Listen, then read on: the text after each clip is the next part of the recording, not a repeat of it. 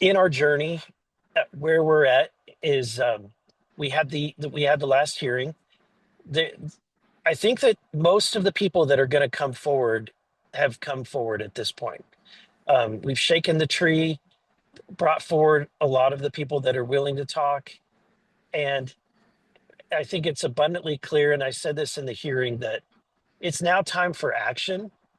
So, which is why I aggressively was pursuing trying to get the UAP, the UAP Disclosure Act onto the National Defense Authorization Act, and because the staff and the Senate don't really want it to be on, it's not a priority, despite the fact that Senator Rounds wanted that to be on, and they did not allow him to get that on. It went to the floor, and I would say that the reason why Chuck Schumer was not able to get it on is because why would you cooperate with Chuck Schumer when he's in the middle of having a very controversial moment where he's not cooperating or willing to negotiate when it comes to the government shutdown. So the sentiment and the attitude in the Senate is, why would we give this guy a favor?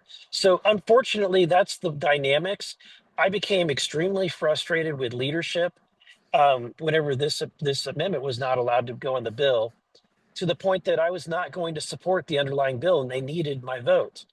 I pressed them and said, and I told them why I was withholding my vote.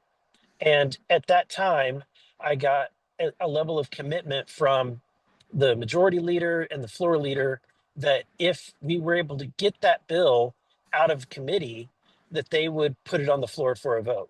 To which I think, if it does come to the floor for a vote, I think it passes, because this is something that has meant, as it has been mentioned many times, is bipartisan in nature.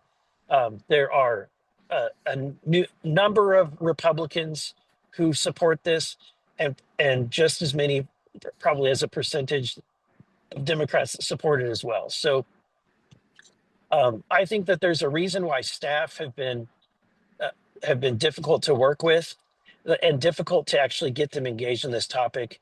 And look, the motivation for most staff, um, unfortunately, and Kirk has an insight because he was a former Senate staffer, but many of the House staff seem to be focused on their next job.